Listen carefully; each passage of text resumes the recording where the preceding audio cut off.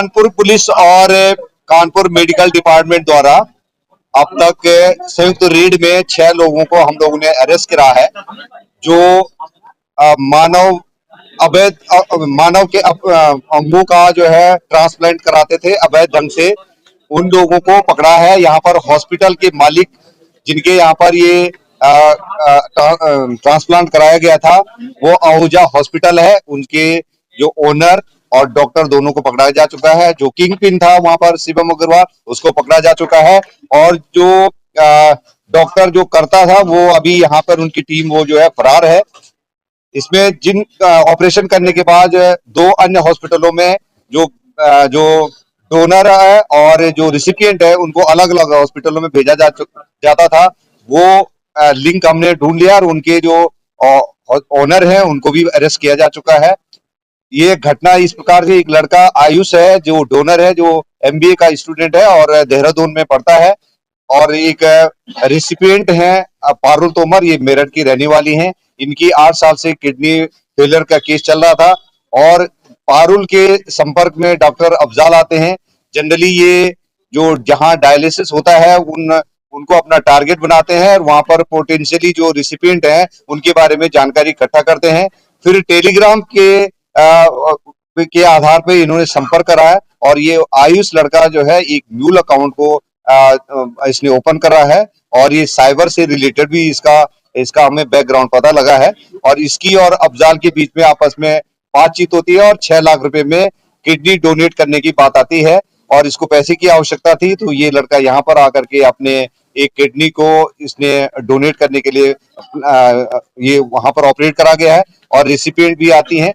इसमें जब ज्वाइंट रूप से रेड करा गया है तो ये इसका खुलासा हो चुका है। और इससे पहले मार्च में भी एक घटना कर चुकी है। इस हॉस्पिटल में 7-8 लोगों का अब तक ये पता लगा है कि 7-8 लोगों का जो है किडनी ट्रांसप्लांट हुई है, जो इलीगल है, और इसमें हम लोगों ने अभियोग पंजीकृत कर दिया है। ये भी और जानकारी मिली है शिवम की तरफ से कि यहाँ पर अन्य 6-7 अस्पतालों में ये डॉक्टर रोहित की टीम द्वारा ऑपरेशन कराया गया है और किडनी ट्रांसप्लांट की गई है। इसके लिए हम संयुक्त रूप से सीएमओ साहब और हम मिलकर के इसमें जांच पड़ताल करेंगे और जो लोग इसमें सम्मिलित होंगे उनके खिलाफ विधिक कार्रवाई की जाएगी।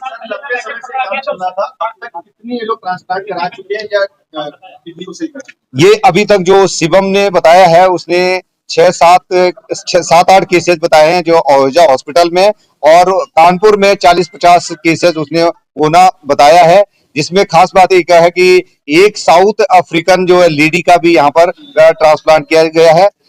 जनरली जो है रिलेटिव से ही जो है ट्रांसप्लांट जो रिश्तेदार होता है उनके द्वारा ही उनके से ही डोनेट किया जाता है और वो भी एक अधिकृत कमेटी है उसके माध्यम से होता है, परमिशन दी जाती है। और यदि अगर किसी प्राइवेट डोनर होता है, कोई अन्य डोनर होता है, तो उसके लिए सरकार की मान्यता की जरूरत होती है और विदेशी के लिए ये पूरे रूप से उसके लिए सरकार की अनुमति की आवश्यकता है। तो इन सब चीज का यहाँ पर वायलेशन किया गया है और इसके विरुद्ध जो है हमने अभियोग पंजीकृत कर दिया है और इनके खिलाफ कार्रवाई की जाएगी।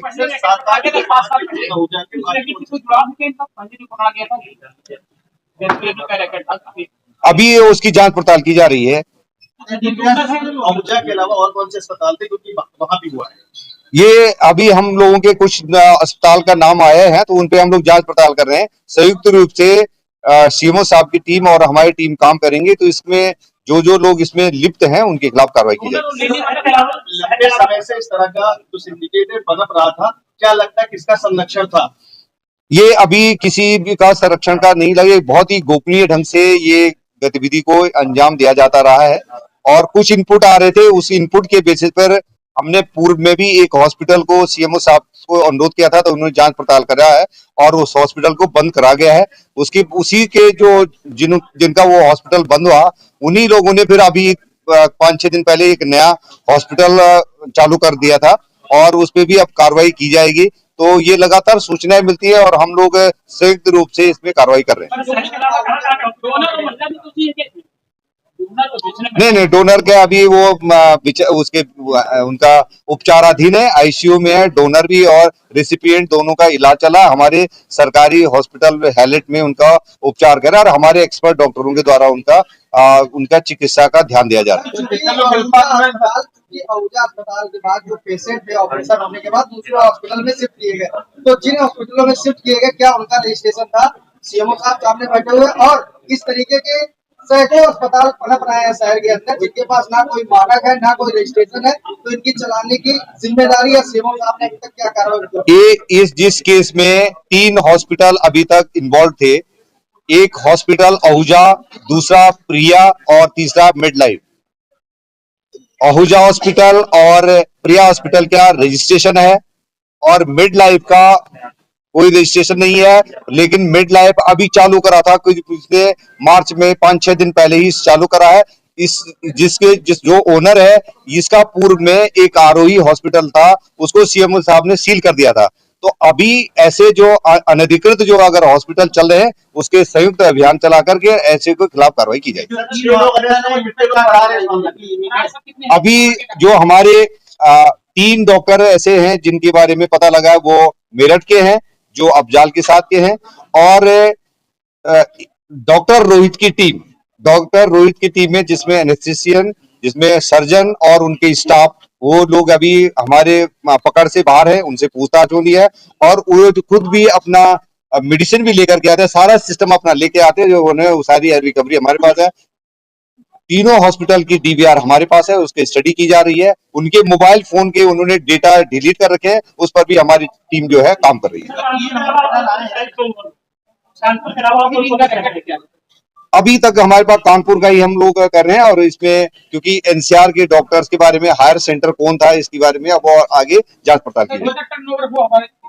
ये अभी हमें कोई आइडिया